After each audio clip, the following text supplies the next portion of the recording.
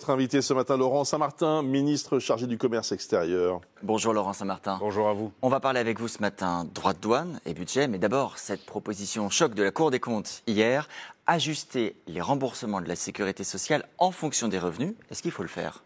Ce qui est sûr, c'est que la dépense sociale, c'est de loin la première dépense publique de notre pays et qu'il y a des déséquilibres et des déficits qui s'aggravent sur trois branches d'entre elles, notamment la maladie.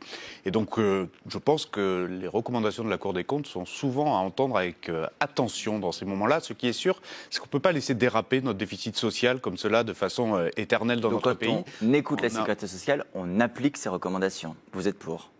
La Cour des comptes, d'abord, n'est pas l'exécutif. Elle propose des recommandations et certaines d'entre elles sont souvent pertinentes, surtout quand on parle de finances publiques. Mais vous seriez favorable donc à cette application ? Moi, je suis favorable à tout ce qui va pour la justice sociale, mais qui va dans le sens de l'équilibre de nos comptes, tout simplement parce que sinon, derrière, c'est notre souveraineté qui ne tient plus. On ne peut pas avoir un modèle de protection sociale si on ne sait pas le financer. Et il ne repose pas sur l'universalité, en quelque sorte, ce modèle social ? Est-ce le cas aujourd'hui ? Il peut y avoir déjà des différences aujourd'hui en fonction de votre niveau de revenu pour le service public et pour la protection sociale. Pour la sécurité sociale, quel que soit votre niveau de vie, on vous rembourse vos médicaments ou Bien sûr, mais il peut y avoir aussi des différences par rapport aux mutuelles complémentaires qui peuvent être prises en charge. Il peut y avoir pas mal de choses. C'est déjà des débats que nous avions eus à l'automne dernier.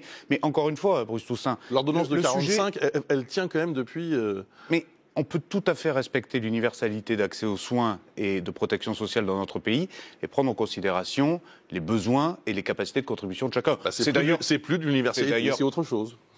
La progressivité de l'impôt et de la cotisation sociale, c'est quoi ? Sinon, justement, prendre en considération la réalité sociale de chacun par rapport à ce qu'il peut faire pour aider les autres. C'est plutôt ça, l'esprit de solidarité. C'est une position ou une inclinaison personnelle, ou là, vous parlez au nom du gouvernement ? Non, c'est une inclinaison personnelle. C'est ce que je dis juste, c'est... Je ne regarde pas chaque mesure de proposition de Cour des comptes ce matin. Ce que j'ai dit juste, c'est qu'un rapport qui va dans le sens d'efforts à faire pour équilibrer nos comptes sociaux est un rapport qui va nécessairement dans le bon sens. Après, il va falloir discuter avec l'ensemble des formations politiques pour regarder, ça ne vous a pas échappé, nous sommes dans un moment où nous avons besoin de trouver des compromis, puisque nous sommes en majorité relative, vous le savez, et donc il faut aussi d'abord en discuter politiquement pour voir ce qui est plus ou moins acceptable pour l'ensemble des forces politiques. Justement, dans un peu plus d'une heure, François Bayrou, organisé en présence du gouvernement, vous y serez un comité d'alerte du budget. D'alerte, je précise que c'est le mot du Premier ministre. L'idée, c'est quoi ? De faire peur à tout le monde ? De dire attention, c'est très très grave, tout le monde va devoir faire des efforts ? D'abord, ça fait des années, et le Premier ministre, au premier chef, depuis notamment sa campagne de 2007, que l'on dit que le déficit public chronique de notre pays deviendra un jour un problème majeur qui fait qu'on n'aura peut-être plus tout à fait le choix d'avoir les politiques publiques que nous décidons si nous ne sommes pas capables de maîtriser nos comptes. Mais c'est un peu Pierre et le loup. Donc là, vous nous dites le loup, ça y est, cette fois-ci, vraiment arrivé. Ça fait quand même des années qu'on dit qu'il faut rééquilibrer nos comptes. La trajectoire, nous l'avons donnée. C'est 3% horizon 2029, il faut s'y tenir. Mais sinon, pour cela, il faut qu'il y ait une acceptabilité collective. Pourquoi alerte maintenant on ne va pas faire les mots du dictionnaire, mais alerte, c'est un signal de détresse très grave. Pourquoi alerte maintenant ? Parce que si l'on veut construire un budget pour l'année 2026 qui assure une concertation politique large, une acceptation de la population qui comprend mieux et de plus en plus pourquoi on a besoin de redresser nos comptes publics, alors il faut faire cet exercice de pédagogie. Cet exercice de pédagogie, c'est expliquer qu'aujourd'hui, le déficit public de notre pays n'est pas soutenable, que nous le réduisons d'année après année et qu'il faut continuer à faire cet effort-là. Mais dire ça pour dire à nos concitoyens, vous allez donc tous devoir faire des efforts, c'est l'idée. Mais il y a une baisse de dépenses. Juste dire c'est grave pour dire c'est grave. La baisse de la dépense publique est nécessaire pour réduire notre déficit public. Vous avez deux manières de le faire. Vous avez la croissance qui va vous permettre de faire rentrer des recettes fiscales et sociales, et vous avez la baisse de la dépense publique. Il nous faut mener les deux de front. Alors, la croissance, très intéressant. Il se trouve que vous êtes en charge du commerce extérieur. Oui. Ça fait des semaines qu'on chronique les droits de douane de Donald Trump. Espérer, comme l'a dit d'ailleurs votre collègue de l'économie, Éric Lombard, une augmentation des recettes liées à la croissance, c'est réaliste dans une telle incertitude mondiale ? Mais d'abord, il faut toujours faire le choix de la croissance. Ça s'appelle un pari dans ce cas-là. Non, ça s'appelle le choix de la croissance, c'est-à-dire mettre les investissements au bon endroit pour s'assurer effectivement que nous avons les meilleures conditions de croissance possibles dans notre pays. La France a un taux de croissance supérieur à ses voisins européens depuis 7 ans, et notamment depuis la crise à la baisse il y a quelques jours, encore une fois. Comme tous les autres pays. Effectivement, si votre question c'est est-ce que la conjoncture mondiale, notamment liée à la guerre commerciale initiée par les États-Unis, est de nature à fragiliser notre croissance, la réponse est oui. La réponse est oui, comme les autres pays et comme les Américains eux-mêmes.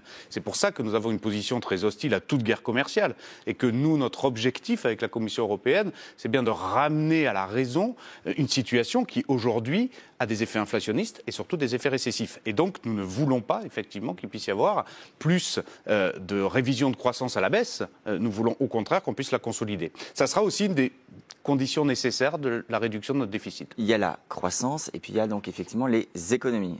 Je disais, donc vous êtes en charge du commerce extérieur, ça comprend aussi l'attractivité. Dans les sources d'économies possibles, il y a, ou de gains possibles, la taxation des plus hauts revenus. Les aides aux entreprises. Est-ce que ça, c'est possible dans le contexte actuel? On entend parfois dire « non, ça va faire fuir les investisseurs, ça va faire fuir des fortunes ». Alors, pour poser la question très clairement, peut-on pérenniser la taxation des plus hauts revenus en France? Mais la taxation différenciée des plus hauts revenus, telle que nous l'avons proposée dans le budget 2025, je crois qu'elle est juste, parce que c'est finalement s'assurer qu'il y a un minimum d'imposition pour les plus hauts revenus. Donc, on peut la pérenniser. Ça, c'est pas quelque chose qui fait fuir les investisseurs, pour répondre à votre question. En revanche, là où il faut faire attention, c'est l'impôt sur les sociétés, c'est ce qu'on appelle la flat tax, c'est-à-dire la fiscalité sur les revenus du capital, tout ce qui permet l'investissement productif dans notre pays. Ça, faut pas revenir en arrière. Parce que si la France est devenue le pays le plus attractif d'Europe depuis maintenant 5 ans, et peut-être pour une 6e année en 2025, c'est parce qu'on a enfin mis un environnement fiscal. C'est pas un paradis fiscal, la France, loin s'en faut. Mais on a mis un environnement fiscal et réglementaire à peu près standard par rapport aux autres grandes nations du monde. Et donc il faut continuer sur ce chemin-là. C'est non. Rogner sur les aides aux entreprises, pour vous, c'est non. Et à part optimiser les aides aux entreprises, moi je suis toujours pour. Par contre, revenir sur une politique de l'offre qui permet d'avoir de l'investissement sur nos territoires et qui permet d'avoir de l'emploi, qui permet qu'on a aujourd'hui le chômage le plus bas